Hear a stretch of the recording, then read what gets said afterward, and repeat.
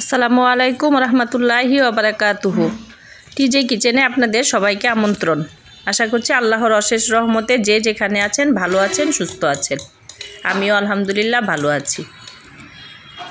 এই তো আজকে সকালে ফজরের নামাজের পর একটু বেকিং সোডা খেয়ে নিলাম লেবু দিয়ে। তারপরে যে একটু হলুদ চা খাবো। তো আজকে সকালে আপনারা কে কী খেলেন অবশ্যই কমেন্টসে জানাবেন। তো হলুদ চায়ের মধ্যে যে লেবু দিলাম বড় এক পিস, তারপরে সামান্য গোলমরিচের গুঁড়া দিলাম, তারপরে যে 1 চা চামচ মধু দিয়ে নিলাম। তারপরে তৈরি হয়ে গেল আমার হলুদ চা।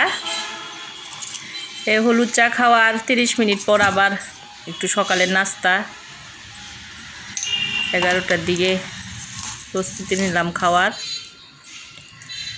এই সব কিছু দিয়ে যে ডিম দিয়ে অর্গানিক চাউলের কালো চাউলের গুঁড়া যেটা, সেটা দিয়ে আমি একটা পরোটা ভেজে নিব।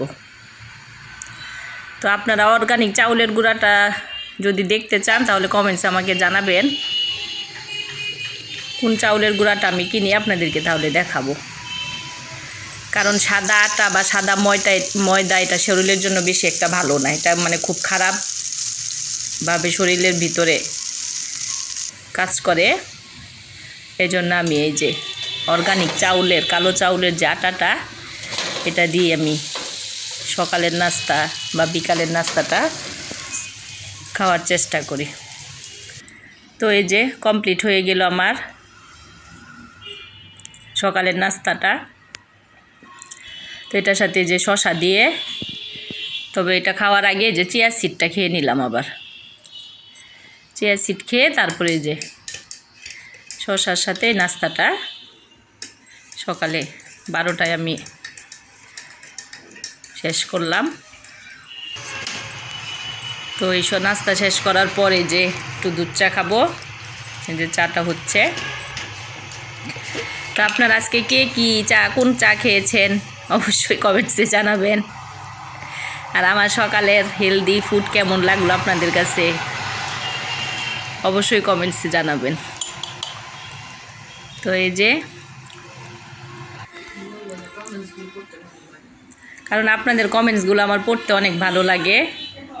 তো এই তো আমার আর আমার মেয়ের জন্য চাটা ঢেলে নিলাম। এই যে চা। এই তারপর দুপুরের রান্না প্রস্তুতি।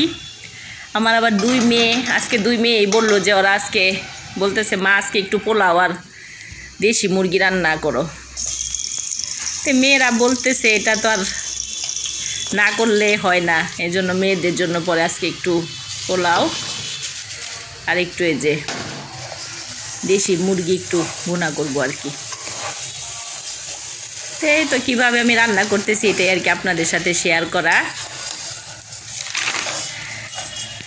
আমি যেভাবে রান্না করি আপনাদের সাথে সেভাবে শেয়ার করছি।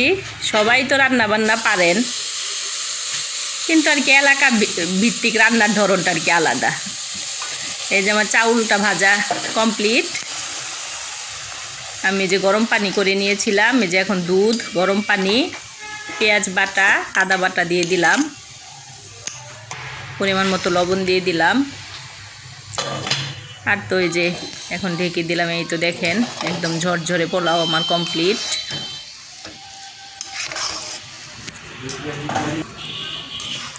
তবে আর কি এলাকা ভিত্তিক রান্নার ধরনটা আলাদা। দেখবেন একই জিনিস দিয়ে আমরা রান্না করছি, তবে এক এক এলাকার খাবারের স্বাদটা এক এক রকম আমার কাছে আর কি মনে হয়। তো আমি যেভাবে রান্না করি, আমার আম্মা বা আমার নানি দাদি যেভাবে রান্না করতো সেইভাবেই শেয়ার করছি আপনাদের সাথে। তো আশা করছি ভালো লাগবে আপনাদের কাছে। তো এই যে এখন আমি মুরগিটা রান্না করব। যে পেঁয়াজটা আমি কিছুক্ষণ ভেজে নিয়েছি, তারপরে এই যে পরিমাণ মতো আদা বাটা, রসুন বাটা, পেঁয়াজ বাটা, জিরা বাটা এগুলি সব দিয়ে দিলাম। দেওয়ার পরে এই যে হলুদ গুঁড়া, মরিচ গুঁড়া, ধনিয়া গুঁড়া এগুলি দিয়ে তারপরে যে পানি দিয়ে মশলাটাকে আগে কিছুক্ষণ কষাবো আমি। তো কষানো শেষ মশলাটা।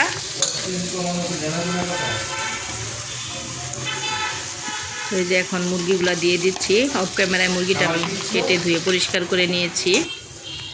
এখন মুরগিটা কষানো হচ্ছে। তো আমার রান্না, আমার ভিডিওর কোনো অংশ যদি আপনাদের ভালো লাগে, প্লিজ প্লিজ একটা লাইক দিতে ভুলবেন না। তো এই যে একটু আলু দিয়ে দিলাম আবার সাথে। মুরগিটা কষানো হয়ে গেছে প্রায় 80%। এখন এখানে আলু দিয়ে দিলাম। এই তো আলু সহই কষানো হচ্ছে আবার। তো এই যে রান্নাটা প্রায় শেষের দিকেই।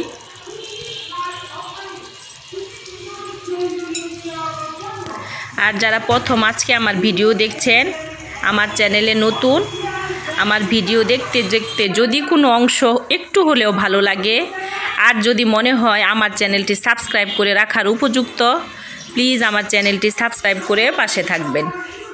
এর মধ্যে আমার ছোট্ট চ্যানেলটি একটু একটু করে বড় করতে সাহায্য করছেন যারা, সবাইকে অনেক ধন্যবাদ জানাচ্ছি।